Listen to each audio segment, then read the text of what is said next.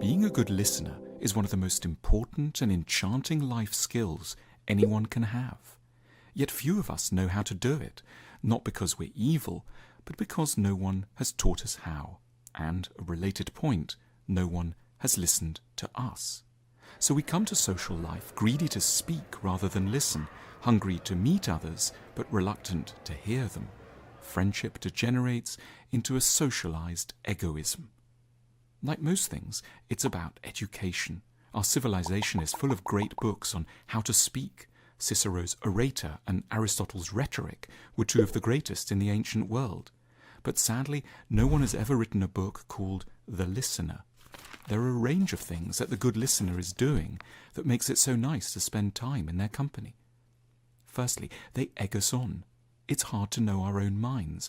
Often we're in the vicinity of something, but we don't quite close in on what's really bothering or exciting us. We hugely benefit from encouragement to elaborate, to go into greater detail, to push just a little further. We need someone who, rather than launch forth on their own, will simply say those two magic words, "Go on." You mention a sibling, and they want to know a bit more. What was the relationship like in childhood? How's it changed over time? They're curious where our concerns and excitements come from. They ask things like, why did that particularly bother you? Why was that such a big thing for you? They keep our histories in mind. They might refer back to something we said before, and we feel they're building up a deeper base of engagement.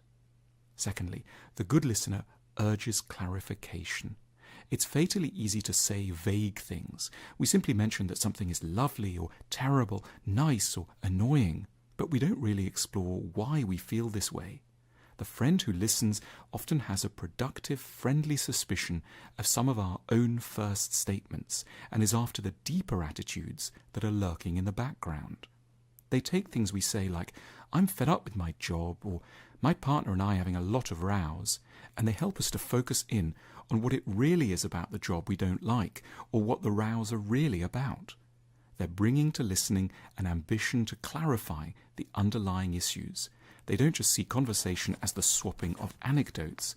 They're reconnecting the chat you're having over pizza with the philosophical ambitions of Socrates, whose dialogues are records of his attempts to help fellow Athenians understand their ideas and values in a better way. Thirdly, good listeners don't moralize. The good listener is acutely aware of how insane we all are. They know their own minds well enough not to be surprised or frightened about this. They're skilled at making occasional little positive sounds, strategic that delicately signal sympathy without intruding on what we're trying to say. They give the impression that they recognize and accept our follies.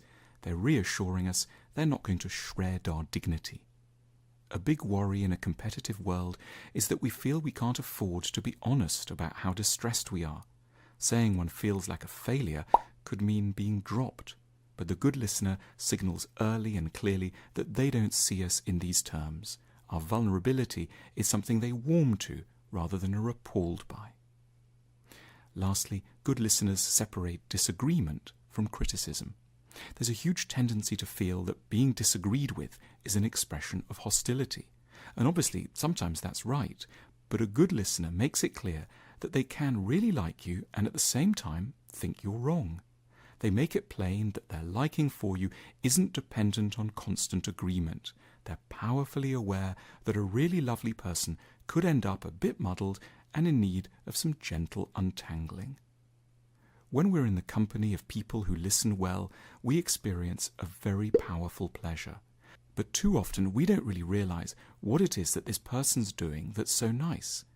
By paying strategic attention to the pleasure, we can learn to magnify it and offer it to others, who will notice, hear, and repay the favor in turn. Listening deserves discovery as one of the keys to a good society.